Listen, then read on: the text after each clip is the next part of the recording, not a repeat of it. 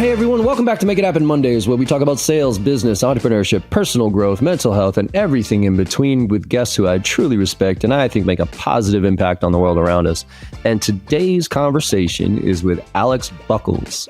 He's the CEO of Forecastable.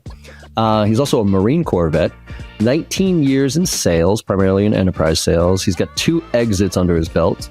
And he's been building Forecastable since, I think, 5 or 6 years, at least at this point. And he's got some fun stories to tell. He's also the founder of Pathways for Autism, which I think is extremely important. And if you stay to the end of this podcast, there's some information that you can help out people with autism and such an incredible cause. But this conversation was driven by, I saw him at Inbound recently. And if you've been paying attention, I've been talking a lot about how sales reps need to start really getting back to what sales is all about, which is being problem solvers. And one of the ways to do that is, when you're talking to a client, you're not always trying to sell them on your solution. You need to become a problem solver. And sometimes, quite frankly, that problem that the client has isn't something that you can solve. But if you develop a partner ecosystem, you can bring value to almost any engagement. And this is actually what Alex does. He's operationalized this in a lot of ways. And so it was easy conversation because we're both exactly in the same spot as far as our thought process around quality over quantity, playing the long game, but also driving short-term revenue and relationships. So we talked about, his idea of building a partner moat, which is finding all the partners that are relevant to your ICP and your personas and developing relationships with them so you can bring them in and also get referred by them. Talked a lot about slowing down to speed up. And he's got 2 plays. One is an account development play, and then the other is a standard partner development play that he walks through in detail and helps clients work with, but also you can do yourself. So this is one of those things where this is the new direction that sales is going. New, old. I guess what's new is old again, what's old is new again, whatever that is. And this is one of those things, I think, if you want to stay in this profession and become valuable and create a moat around yourself so it's not always about just cold calling and that type of thing, you need to pay attention to this one. So hope you enjoy this one as much as I did. Let's make it happen.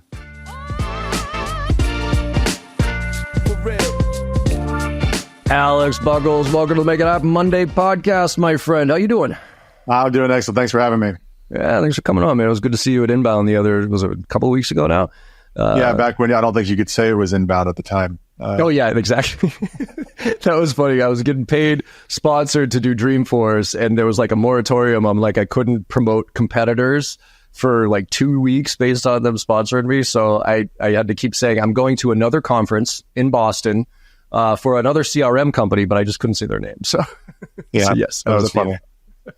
But Alex, when did we first connect? I was trying to figure that out. That was probably 4 or 5 years ago. I mean, we started Forecastable 7 years ago. And so we connected pretty early on in the journey when I was focused on just the sales organization, and we hadn't kind of made the pivot yet into partnerships. That was back then. Yeah, and it's been, I was going to say it was definitely before COVID. I just didn't know how far before COVID. And shit, a lot has changed since then, my friend.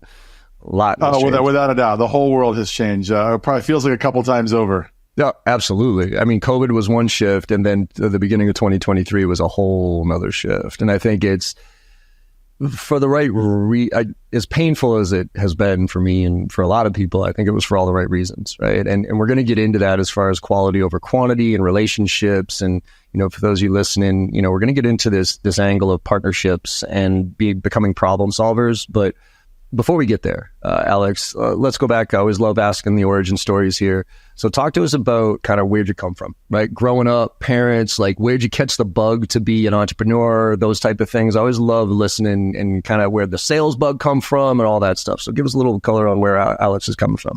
Sure. So I was born in Newport, Rhode Island. I moved here when I was 9 years old into Orlando, Florida. I've been in Florida since 1993.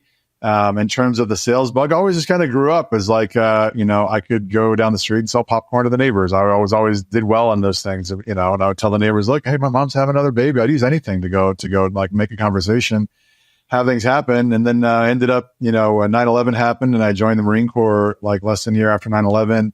Was stationed in Japan and then South Carolina. got lucky, didn't end up going anywhere dangerous. And, a bunch of my buddies did. And then when I got out, I didn't know what the heck I needed to, what I wanted to do. This is 2005. And so I didn't have a degree and I went and got a job at Radio Shack, if you remember what that is. Oh, I do. Yes, I do. I got a job at Radio Shack in the mall.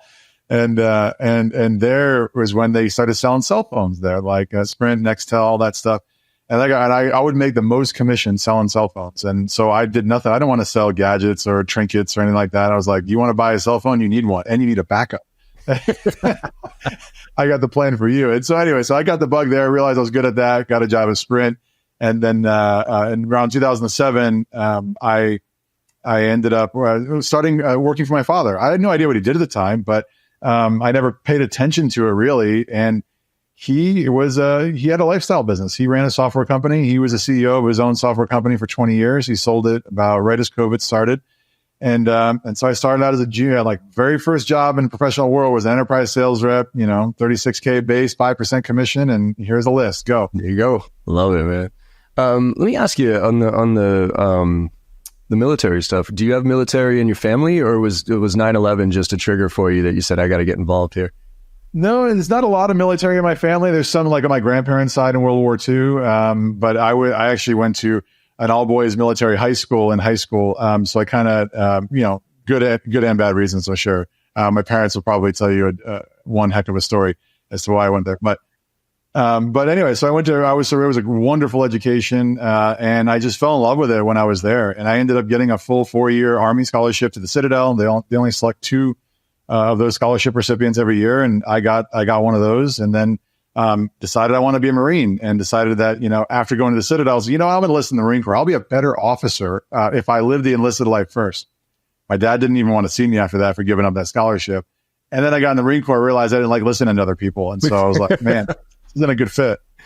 I was going to say, like, the reason I ask is like entrepreneurship and military are somewhat conflicting in a lot of ways, because it's like you are literally being told what to do. And I do not have that bug. Like I can't even fit into corporate, man.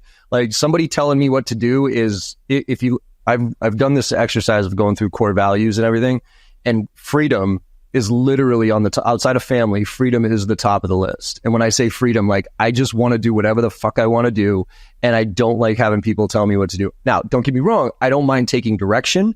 I don't mind taking advice or feedback as long as I think it's valid. But you telling me what to do is just anti everything. So a lot of that entrepreneurship versus military, I'm kind of curious that you kind of realize. You and I are very aligned in that regard. But see, the thing is, I didn't realize that until later on in life. And so I get in certain roles and I'd kill it. I always go in and just give it my all everywhere I go. But then I'd eventually hit a point where somebody wants me to do something that's really illogical. And I'm like, that's stupid. Why would I do that? And then the second you ask why, it's like, well, no, because I said so. That doesn't fly with me. I don't like that. No, it flies as a parent. Like, I think we should get back to that as parents for like kids, like, cause I think that is a totally valid thing these days. Like, because I fucking said so. Like, shut up. I'm the parent. Like, you're a 5-year-old kid, eat your fucking beans or whatever. But as an adult, do what I say just cause I said so. I have a hard time. You and I are very aligned on that too. Parenthood, it's like, no, do as I say. My job is like, I love you, and my job is to prepare you for this world, and the world is not going to be nice to you. And so I'm preparing you. That's part of why you're doing what I'm saying. Love it. One more before we dive into the topic today. Talk to me about the Autism Advocate. Where'd that come from? So, I have 3 children, 2 girls and a boy, ages 12, 13, and 15. My youngest, Adam, 12, he's 12. And so he was diagnosed with autism when he was 2 years old. And I realized pretty early on, like I didn't know what it was at the time. And I knew that it was becoming a lot more common. And I kind of made the assumption that like, oh, sure, there are programs out there. I'm sure there's like when he graduates high school, there's going to be a path into the workforce in some fashion. And there really isn't. And so I just made that my life's purpose and said like, after, when we're done with Forecastable, like I'm trying to get out of here and everywhere else I'm at as early as humanly possible. So I can spend the rest of my life focused on this. Because you never know, life's short. Like I could go and get cancer and die in 6 months. And if I don't finish the things that I want to go finish, it's like, what's the point? Love that, man. No, well, here's to expediting that process, my friend. And if there's stuff that myself or my audience can help with on that regard, just feel free to at the end here, point us in the right direction. All right. Thank you very much. I appreciate it. All right, man. So let's get into this because we connected at Inbounds, and I've been preaching this for a while now. Again, going back to the fall of SaaS in early 2023, COVID was actually a blip on the map for SaaS, and it just exploded. And then we just continued with this grow at all costs, throw money at problems and let's just, who cares? And we were able to get away with it. And then 2023 hit, and I think it all came crashing down. And, shame on me. I'm not an economist, but I'm also not stupid. I didn't realize how interest rates really impact everything. You know what I mean? Like, I figured, my mortgage, who gives a shit? Okay, I can't refinance. But then when I realized that the VC industry basically came crumbling down and all the investments stopped, it was like, holy shit. And again, I think it's for all the right reasons, right? It is like we got way over our skis and we got really lazy. And now I think it's coming back to quality over quantity in a lot of ways. And one of those ways is, how do we generate revenue now? How do we get introductions? And even though I train cold calling, I train outbound prospecting, I know it's I don't want to say it's useless, because it isn't. I think it's more of a marketing function at this point, in the sense that it's a touch point, right? And I think it's extremely important, right? But it's not the days of like cold calling somebody picks up the phone and you get a deal going. Relationships are everything. Almost all business that I have coming in these days is based on either somebody who knows me or a relationship or referral that I got. So I've been telling reps to stop being sales reps and start really going back to what sales is, which is being problem solvers. And sometimes, unfortunately, the problem that the client has is not something you can fix. But if you start to surround yourself with other sales reps who sell other things that are complementary to what you do, then you can actually bring them into the equation and help the client out while building your relationships. And that giver's gain mentality tends to come back around. So that's what I've been really just encouraging reps to do by themselves. I just right out of there, if you don't mind for a second, like right out of the gate. That's something I used to do organically. So I wasn't like trained on co-sell or anything like that, like going on. As a younger enterprise AE, when I got into the SAP ecosystem, which ended up being like my first like real enterprise role, I realized, and I was working for a small services company, I realized that the SAP reps weren't going to care about me, unless I was helping them retire quota, right? And so that's how I started falling into that world. But then, to your point, it's like I couldn't always fix a problem. So then I landed in Marketo. In Marketo land, I was working for Marketo, enterprise AE. We had just been acquired by Vista, and before the Adobe acquisition. And so there was a product out there. When I was a marketer, I used a product that was called NAC, and they've since raised capital. They're turned into a bigger company now. It was a tiny little company, and it made it really easy for me to like build my email designs. And when I would get into deals with companies, early stage, I'm doing discovery, trying to qualify this thing, I'd run into people that are like, oh man, I don't know if we have I hear Marketo's got these design challenges. We don't have design chops. And I would, even if I didn't have any skin in the game at that time, or it was an existing customer, I didn't have a cycle into that time, I would say, hey, Mr. and Mrs. Customer, you should go check out NAC. It'll probably add value to your life. Even though I got nothing out of it, by doing that here and there, when it did come my time to sell something, or it did come time to say, I got something for you, they like wanted to buy from me. Yeah. And I think that's what the challenge I have, and this is why I'm as bad as it, painful as it's been, I'm glad we're where we are, because in the short term, immediate gratification world, that doesn't work. You know what I mean? It's like, I got to hit my monthly number. I got to hit my target. So I want to talk, a little bit later about the management component of this and how, slowing down to speed up is something I think is really important for us to think through right now, because it is that kind of what goes around comes around mentality. And I found in my career, the more I do to help in the short term without my benefit, the bigger my long term gets. Yes. Right? Because all that stuff, because I did the same thing as you. I never got trained on this stuff, but when I was selling IT services, we would get into relationships where clients would be asking us, like, hey, do you know any accountants? Do you know any lawyers? And I was part of, I don't know if you're familiar with BNI, Business Networking International. No, not. So BNI is probably one of the best the intro to networking groups that you get. Every town has one. And what it is, it's a small group of people. They all meet, once a week at like 7:00 in the morning, some office downtown. and there's only one vendor per, like there's no competitors basically, right? So if there's only one lawyer, there's only one accountant, there's only one insurance guy and whatever. And what you do is you stand up and you say, hey, everybody, I'm John Barrows, give you my little 30-second pitch. And I have some referrals for Alex. Alex, this client needs what you have, blah, blah, blah. And it wasn't just like, oh, you should call them. It's no, they were expecting your call. And that was almost like the ecosystem that I had. So anytime I was talking to a client, and we'd just get into conversations and they'd be like, oh, well, whatever, this, that, and the other. Oh, well, you know what? You should probably talk to so-and-so and you should talk to so-and-so. And so I created this, what I called the small business resource guide, which was all these vendors that I knew and I had relationships with. And then I started to proactively meet with them. And it just became, to your point, if I didn't help them in the short term, 9 times out of 10, when they needed what I had, it wasn't a bidding situation. They would come directly to me and say, John, now we need what you have. Let's talk. Because the trust was there. So how do we foster that? I guess long setup here for this question.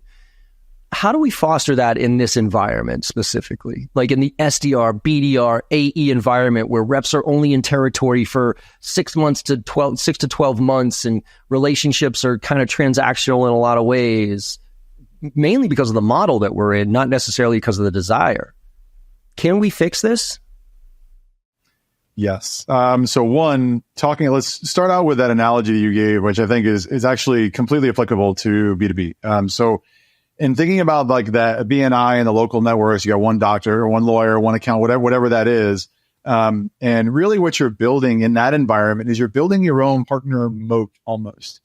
And if you have all of these friendlies around you that are, and they're on your side, they know you're referring them stuff, you're looking out for their interests, and they're referring you stuff, and you've got that wonderful relationship.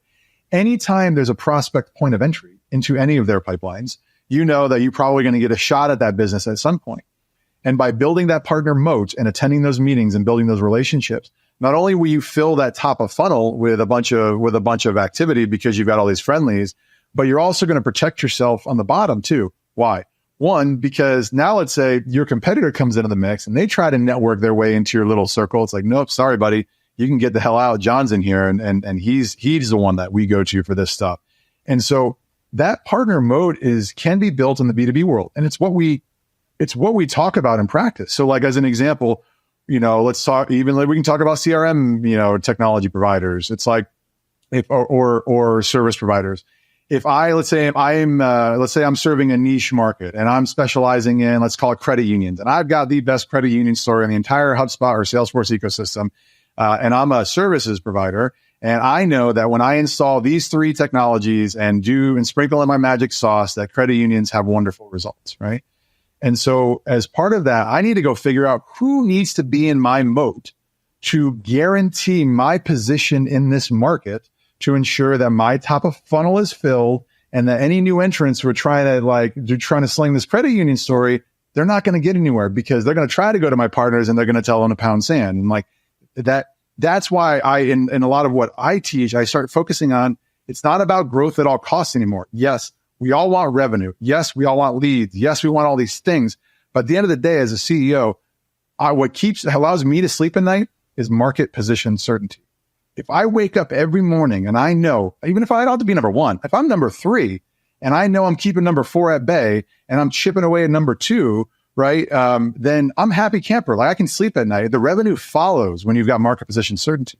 But to guarantee it, you've got to have that competitive moat in market with friendlies that are looking out for your best interests.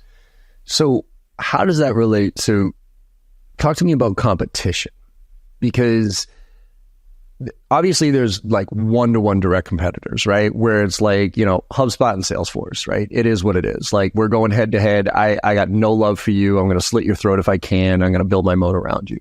But like with what I do, I don't have too many competitors. I'm my competitor. Like I play the infinite game and I know where I'm great and I know where I'm not. And where I'm great, I win the majority of the time. Where I'm not, I tend to refer to all of my competitors. So what do you think about, like, how do you look at competition in this ecosystem? So it depends. So if you're like in your situation, you're doing the right things. It's like, I think when you've got a lot of potential competitors, then the focus is to get as niche as possible. How can I get really focused? Like you said, I'm good at a few very specific things. I can do a lot of things, but I'm really, really good at this. And I do it better than anybody else. Like that's what you want to focus on. And so same thing, that's the same messaging when I'm talking to a professional services organization in any ecosystem, whether it's Salesforce or HubSpot or Adobe, it doesn't matter. It's like, okay, yeah, there are a lot of services partners in HubSpot that can go implement HubSpot and do these things. But like, where are you truly unique, and double down on that. And you can't just be broad and ambiguous in general anymore. Yeah. I think that's the flaw that most sales reps have. And I think right now, to much to the dismay of, I think, many organizations, I keep pushing these sales reps to, I wrote a blog called Sell to the 20%, which is my fundamental belief that, pick any product or service you own. I guarantee you only use about 10 to 20% of the functionality, whatever that thing is. And your job as a sales rep is to look, if everybody else can do it, don't talk about it, right? If it's table stakes, it's table stakes. Who cares? What's the part that's most unique about your solution that aligns with their priority, and go all in on that? And if you can hit a home run there, back off and tell somebody else to be like, you know what? We're great here. We're average here. This company over there is great at it. And I know how painful that is. But regardless of the short-term revenue you might be able to gain from closing that deal for, however you want to use whatever techniques, if you do average work these days, it stands out like a sore thumb, right? Like if you're not hitting a home run across the board, renewals aren't going to happen, reviews are going to be bad, everything. So how do you coach organizations, leadership, to swallow that pill and realize that your whole suite of services is not what's going to differentiate you? This is what differentiates you. And tell your reps to stop selling all this shit and really just focus on what makes us great.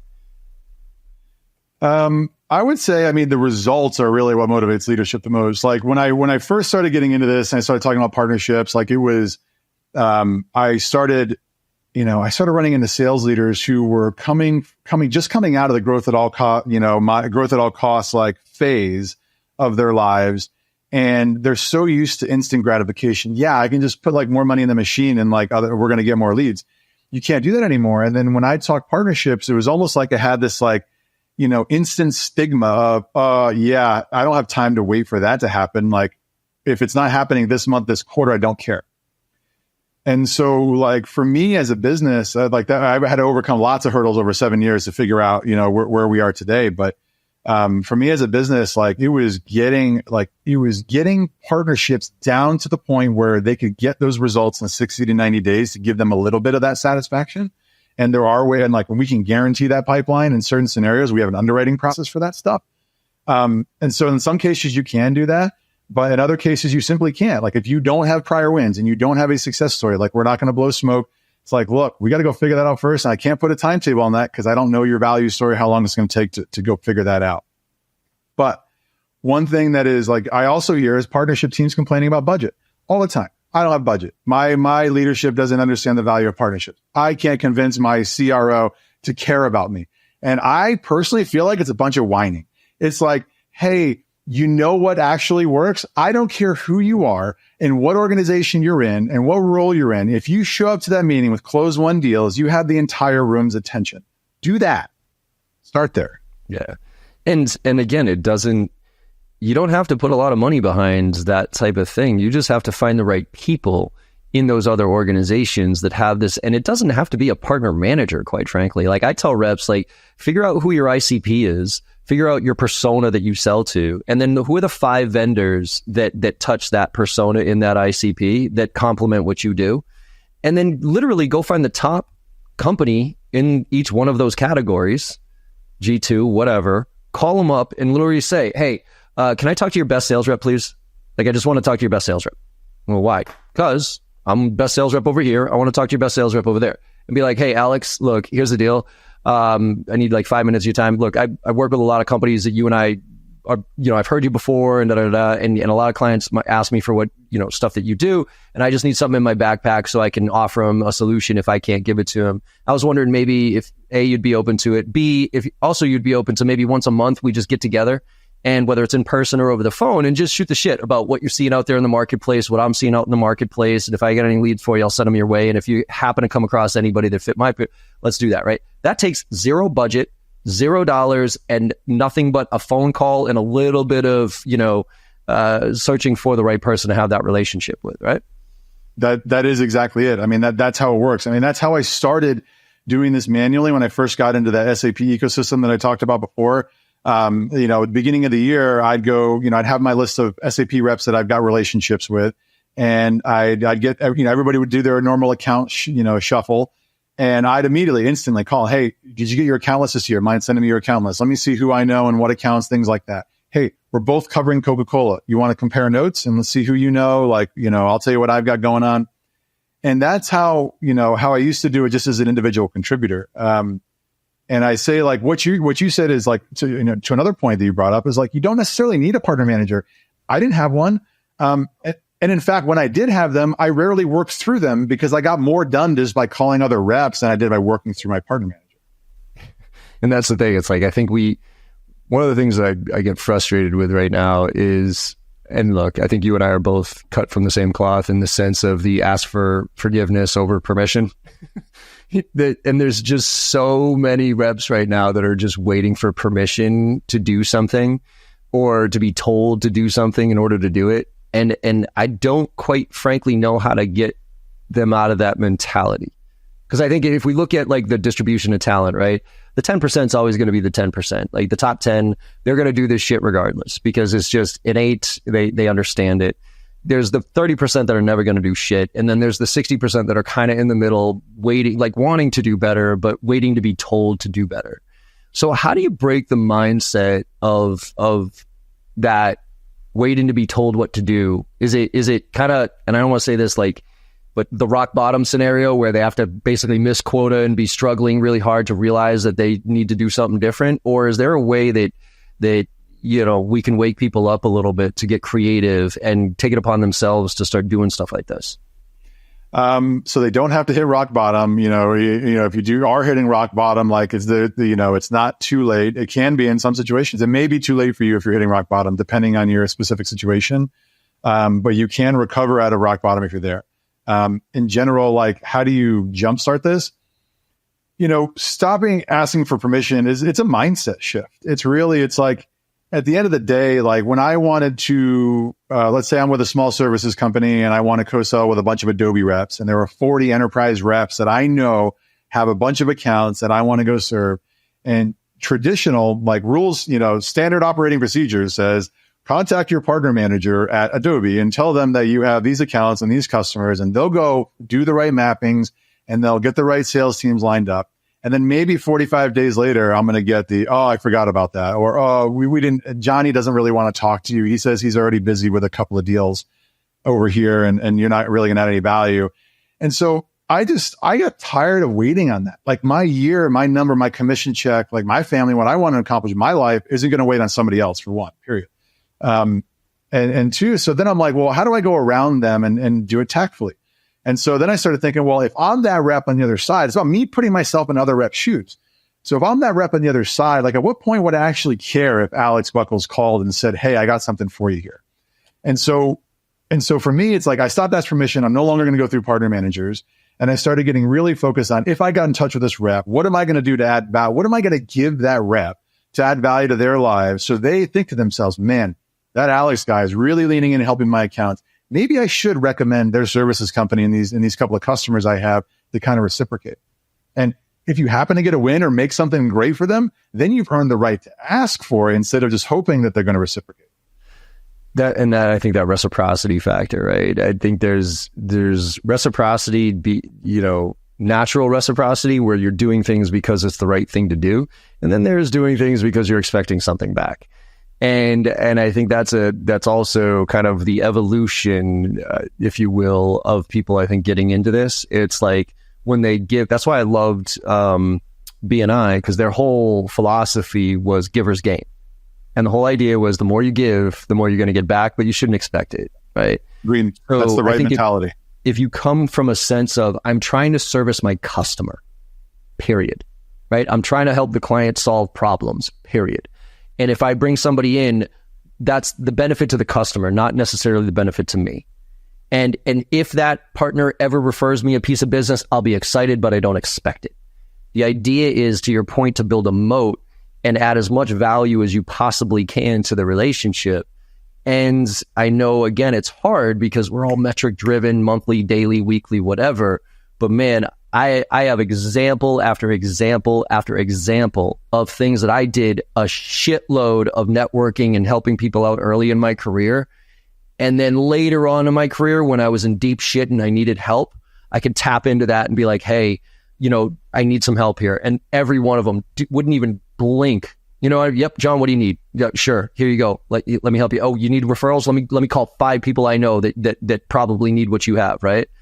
So I'm worried that we're in this world of transactional stuff and also this virtual world that we're losing the relationships. And I'm trying to figure out how to get them back, how to get back to A, giving a shit, B, having real relationships that aren't just transactional and my expectations of you. So, frameworks, you have a couple of different approaches here where you talk about kind of playbooks, if you will, right? Where it's the standard partner development play and then the account development playbook. And I'm wondering, in those playbooks, is there a framework to use to slow down a little bit and focus on what matters? And if you could walk us through those, that'd be great. Sure. So focusing, let's start out with the account development play, and then we'll go into partner development. Because the account development play is more sales focused and more something that an individual seller could take on even on their own and start running with, like, right out of the gate without opening a single playbook, just listening to this conversation. So I ran the account I was working for a professional services company in the Adobe ecosystem. And when we decided to double down on that relationship and I wanted more referrals from those reps, I decided to run the account development play. This is a small company. You don't need a big team. We didn't have a partner manager. We were, 45 employees. We had one frontline manager at our organization who was a player coach, and we had 2 sales reps. So really small sales team. And we had, like I said, over 40 different enterprise account executives at Adobe with whom we needed to co-sell and I wanted business from. And what I knew that they wanted to, what I capitalized on, especially having come from there, is like, reps always want the easy button. At the end of the day, if somebody comes to me and says, somebody comes to me and says, hey, I did a bunch of account development work and I did a bunch of research on your top 10 accounts and I've got to lay down a silver platter. Would you like to have a conversation about various points of entry? What idiot would say no to that? Sure, exactly. Right. So I told my reps, I'm like, hey, we're going to go build this process and we're going to go to these reps and we're going to ask them for the top 10 accounts. I said, I don't care if you haven't broken, you have no relationships, you got no traction. The ones that you're banking on for year to year, like, those are the ones I want to hear. Those are the names I want to hear. Because those are the ones the reps care about anyway, right? They've already in their mind said, man, I really want to close that. And so they give me that list. And step 2 is we built a process for doing all the account research on them. I told my team, I was like, we're going to be better at developing accounts and selling than all of these reps over here. And we're going to do their jobs for them if we have to. And so for every rep, I went ahead and hired an offshore team. I'm talking next to nothing in terms of resources to get this done. Had an offshore team. I had them doing all the account research, following a process that I developed. We built visual org charts of the different buying committees that we thought were involved and the different stakeholders and took notes on each. And then I told the reps that book 1-hour meetings with each of the reps from these teams. And I want you to just simply go through the stuff we did. Now, before we even closed a single net, 1, every single rep took the meetings. 2, when their managers and second line leadership found out that they had a partner that was leaning into this fashion, guess what? Now leadership was like, hey, why isn't everybody working with this company right now? So that was a benefit. And then 3, before we even closed a single net new deal, I had a bunch of referrals from install base from their customers saying, hey, Alex, I got like 2 accounts right here that have all kinds of pain. Can you help them? Absolutely. Because I leaned in a way that no other partner was leaning in to helping them develop accounts. And if you can do that for your partners and help them develop accounts, like, that's a way to get the attention of a sales rep 10 times out of 10. All day. And actually now with AI, it is so much easier. It is, I mean, it's almost insultingly easy now to build account plans. I mean, all you got to do is have like Sales Navigator, for crying out loud, and take the, because the amount of reps that actually go through that for their own territories is like, I don't know, 5%, 10% that actually build out org charts, buying committees, understand where the white space is, like, that type of stuff. they just kind of go in, they get their champion, they start to develop relationships, but they don't document it, they don't map it out, they don't have any strategic plan to it. And now with basically like 2 clicks of a button in Sales Nav, you can build out a full-blown org chart, influencers, connections, all that, and then just print it out and put it in a nice little pretty presentation, and there you go.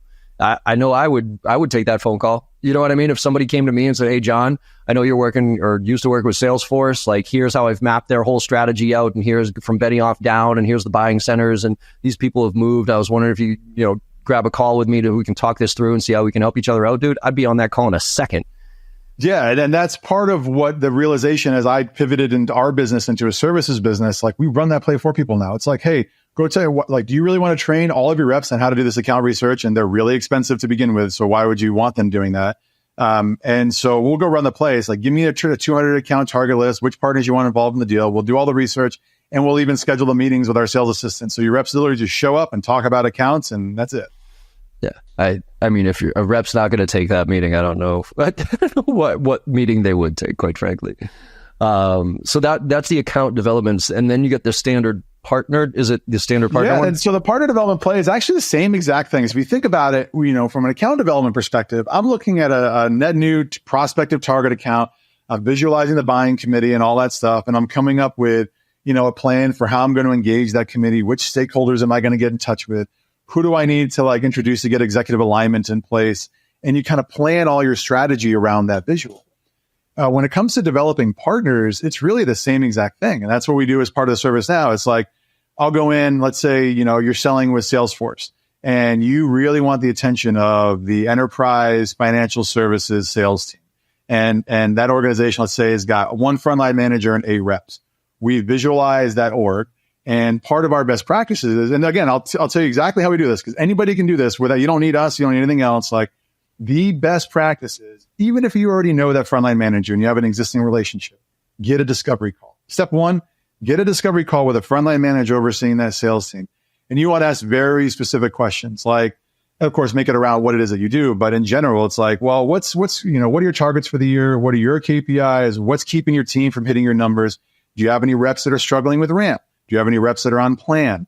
Are there certain deals where you lose all the time and that gives you angst when a certain competitor enters the mix? Like, get a feel for the pains that frontline manager is going through every single day. Keep it to 30 minutes. Go back to your homework and you tell that manager, say, look, I've got a bunch of different plays we can run with your team and we solve a lot of these different things. So I'm going to go back and do my homework. I'm going to put together exactly how we do this for each of your team members. And then you think I can get on one of your team calls coming up where I can get 30, 45 minutes and I can kind of tell them exactly how to leverage us to overcome these pains. And guess what? 9 times out of 10, they're like, yeah, I'm happy to do that. Do you want me to run that by you so you can see it before I present to your team? 9 times out of 10, they say no. You're just like, no, man. They don't want to waste their time. They're like, you know what you're talking about. I'm sure you're going to give a good presentation. Now, your job is then to go back and build a deck that is not full of fluff and BS, and nobody cares about how many office locations you have. Nobody cares about how many accolades and all this good stuff. That's all credibility stuff. Like, they're assuming that you're coming to them and you've already got customers and like you can deliver what you say you're going to deliver. But at the end of the day, when you get to that team presentation, most people celebrate like, yeah, that was what I wanted to get to. I wanted to go present to that Salesforce team. No, that is not the time to celebrate. Where the whole purpose of that presentation is to drive one-to-one engagement with those team members, the individual contributors, after that meeting on an ongoing basis for as long as you possibly can to drive as much deal flow as possible. How do you do that? That is a lot of operation. There's a lot of, it's really simple. It's like we can hire an offshore resource to do it, do lots of follow-ups, but it's about intentional process. And that's how you win. I think to your point, the easier you can make this for them, the more it's going to happen. So, for instance, when I would network with people, or even like, let's just take the very basic thing that most reps don't do, which is ask for referrals. Like, referral selling is literally, I even say it on a cold call. Like, seriously, like, what is the harm? Like, say I cold call you, Alex, and we get into a decent conversation, and you're like, you know what? Look, I appreciate what you're saying here, John. We're just not in the position to do this, or maybe call me back in 6 months. I'll be like, hey, Alex, no problem, man. You happen to know anybody else that might need this that I could maybe give a call to and use your name? Like, just something simple as that, right? But going to your point of being more intentional, a lot of times people meet, at events or they network and that type of stuff. And they'll say, oh yeah, let me go back and see who I know and you see who you know, and we'll maybe make some intros, and it never happens. What I used to do is literally, I would get my top 25 list of accounts. Like here are the exact companies that I'm trying to get into. And so anytime somebody would say, hey, oh yeah, make some referrals. Like, no, I don't want referrals. Do you know anybody on this list? And I would have a one page or two of who my exact ideal customer profile was and the questions to ask to uncover whether I might be a fit, right? So it would be a one pager that I would hand to every partner and be like, look, here's the deal. Here's the top 25 clients that I'm trying to get into. If you know anybody there, I'd love an intro. If not, here's the profile of the exact type of companies that, and if it falls outside this, don't send them to me. But these are the ones. And if you just maybe ask one or two of these questions, would open the door for it, and then I can take it from there. And I would literally make it like that easy for them. Even asking for referrals when I know that you are connected to somebody. So this is just sales 101 stuff, but hey, Alex, I see you're selling to blah, blah, blah. I've been doing some research on them and I noticed they're doing some really interesting things and I'd love the introduction because, right? Give a reason. Don't just be lazy and say, Alex, could you make the intro for me? And almost like ghost write the email. So all you have to do is forward it, right? So getting to the point of making it easy, right? Of the relationship, of the partnership. I think a lot of people would say to both of us here, well, John, that sounds great. I still got to make my 50 dials today. I still got to, I still got to hit my numbers, man. That's all well and good. What do you say to that kid who thinks they're too, quote, busy and don't have enough, time to invest in the long term here? I would say it's not even an investment in the long term. Like it is a short-term investment. And it's just that you don't know what you don't know today. And until you see it done in real accounts, like you're not going to believe me. And so like you just have to see it done. You have to kind of see the results. And so there's a couple of ways like to go about like kind of getting started on it. So I wrote down a couple of things as you were talking there. Like one, like if you want to, one tactical thing anybody can do today is, you see, like you take John's approach and say, look, I'm going to find the 5 companies that I know are serving my ICP or serving the accounts that I'm going after on a regular basis.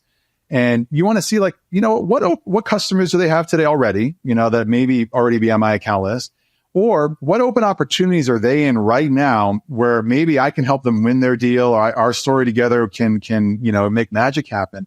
And how do you find that out without calling your partner manager or making a million calls into their sales team? And so for those that don't have it today, there's a platform out there called Crossbeam. You may already have it running internally. It's free. And if you're, just ask somebody internally if you guys already have Crossbeam installed and hooked up to CRM. And that's one way, if it's already hooked into CRM, you can just start seeing, in your partners who has open opportunities around your ICP. So for those already running that, I recommend asking internally for that and just like pulling the data and check it against your account list. You might find gold in there and be like, holy crap, I had no idea that partner A has 6 open opportunities with accounts on my list. Like that could change your world or change your year. Absolutely. And then on the account-centric approach, like you mentioned, talking about, hey, I've got 25 accounts and this is what I did. Like, and that's how I view the world. Like I view the world through named account lists. Like these are the accounts I want to close. I don't make any money for closing account number 26. I make for these 25 right here. And yes, you can go through and talk to partners and things like that. But one additional item that we brought to the service is the professional network data. And so I can go to LinkedIn Sales Navigator, and which I love. I've used it for a long time. And I can go to LinkedIn Sales Navigator and see I might go look at somebody like I've got 120 common connections. Where do I even start with that? I don't know half the people I'm connected to anymore as it is. Not even close.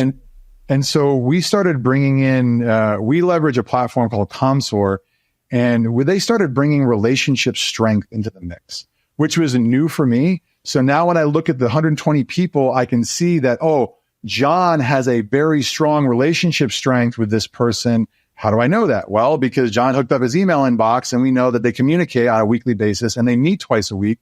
And now I don't see the details of that, but I know that strength is really strong. So that gives you a kind of another layer deeper.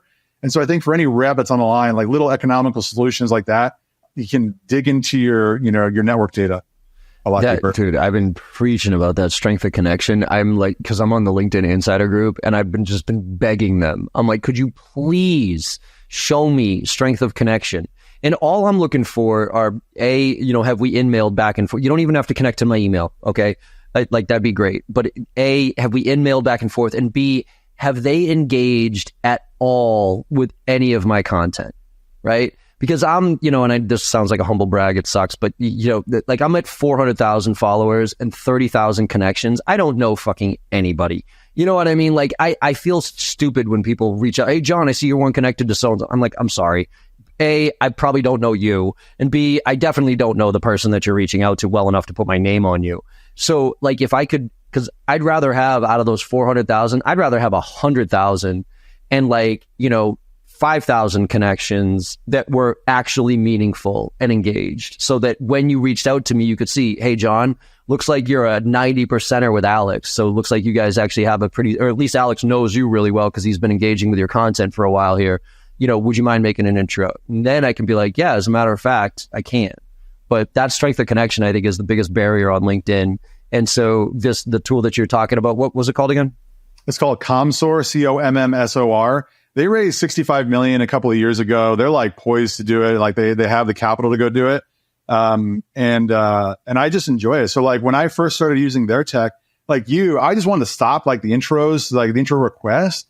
And so the first thing I did is it sucks in all your LinkedIn network. And so I took it and I immediately built a will take call list. These are all the people that I know, whether it's close relationship or not, that would pick up the phone and take a call from me if I call. There you go. Anybody that asks for me an intro to anybody outside of that list, it's like an instant, I don't know them, sorry. If they will take a call, then it's like, how well do I know you? And then I decide. Yeah, I think that's the lazy, again, so here's another rant on my, LinkedIn. What I'm concerned with, or what frustrates, I'll say this, what frustrates me is, I was, remember, 36,541 on LinkedIn, like super early adopter, right? But even before LinkedIn came out, I went to the events. I was at almost every networking event every night. I was at groups and all this stuff. So I knew what it was like to build relationships. I also knew what it was like where if I met you in person and I shook your hand and I immediately started to pitch you on my product, I could literally feel and watch your body language just be like, okay, how fast can I get out of this conversation? So I was smacked with, oh, I can't just jump into selling. I have to develop a relationship here. So when LinkedIn came out, it was really natural for me to develop relationships and use it the way I think it should be used. Now, most kids jump right into sales. They don't go through the face-to-face networking at all. They jump right into LinkedIn. And so they see it as a sales tool. And I fundamentally disagree with people who think that LinkedIn is a sales tool. It's a relationship tool. It's a branding tool. It's an education tool, but it's not a direct selling tool. But yet I get a million emails from sales reps. Hey, John, you want to buy my shit? You haven't earned that right yet. Or, John, could you make the introduction? I don't know who the fuck you are. Like, how do you have the balls to ask me for an intro to a CEO of a company when you connected with me 3 years ago and maybe in one of my trainings 8 years ago? Like, I don't know you. You think I'm going to put my name on you? My brand, my personal relationship. You think I'm going to put that on? You could be an axe murderer for all I know. You know what I mean? Like, shit. So, like, is that just going to get worse because of the direction that we're headed? Or do you think we can center back on relationships mattering? I think we can center back on it. And so as I started playing with new tooling around, taking advantage of the network, I started asking them okay, so what's the deal here? Like, are you guys going to get into the automated intro business again? And we're going to try to jump back to automation. And I hope the answer is hell no. No, everybody needs to get back to relevance still actually matters. Even when you're going into a warm introduction, you're asking with the intro, why should that person intro you? And why should their contact actually care that this intro is being made? And so do the research, ask for warm intros from people you actually know, and you're in great shape. Love it, man. I mean, you and I are in violent agreement on a lot of this stuff. And I'm hoping that, there's still enough people out there that give a shit enough to not try to skip too many steps here. And also, again, management, and I'm going to start with the venture capitalists. You know what I mean? Back the fuck off. Let us grow in a way that's meaningful, that means long-term relationships, that let these reps develop the way that they should, and stop trying to skip to the end here, because it just feels like everybody's trying to skip to the end game here, and we've become so transactional in our relationships, and it's starting to really show. in sales and results and society and everything. And so, appreciate this conversation, man. I hope more than a few people listen to it and start to kind of make that conscious shift to quality over quantity, which we need to get back to. So likewise. Thanks for having me. Of course. Anything else you want to leave with the audience? Well, first of all, tell us where they can find out more information about what you're doing right now, and drop the autism thing where we can help out on that, and then any other way to connect with you on this. Sure. So on the partnership side, if you want to go access your network and take more advantage of your professional network to get those warm intros, we run a managed services that helps sales teams drive more leads from partners. So you don't have to learn a bunch of new things and train on a bunch of stuff. We get right into the weeds. And if you have prior success, we can guarantee pipeline at 60 to 90.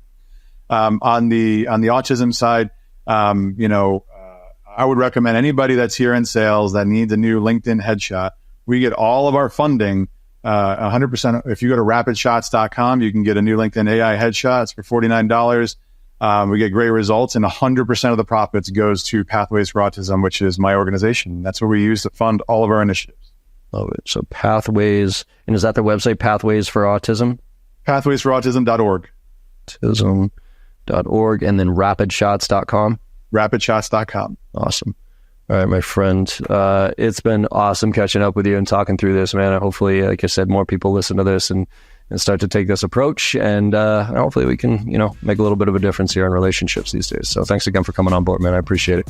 Likewise. Enjoy your week. Absolutely. And everybody else, like I always say at the end of all these podcasts, go out there and make somebody smile today, because no matter how bad your day is going or how bad you think it went, make somebody smile. You had a good day, and the world needs a lot more of that right now. So thank you all very much, and I will see you on the other side.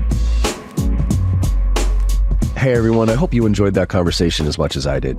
With your support and our incredible guests, we're one of the top sales podcasts out there right now, and I can't thank you enough. Now, to keep the momentum going, it would mean the world to me if you could go and leave a 5-star review on your favorite podcast platform and share some of your favorite episodes with your network. Also, I am super excited to be launching my new newsletter, where I'll be sharing everything I know and everything I'm learning along the way while I'm out there selling every day just like you. Go to jbarrows.com/newsletter to sign up today. Let's all level up and make this happen together.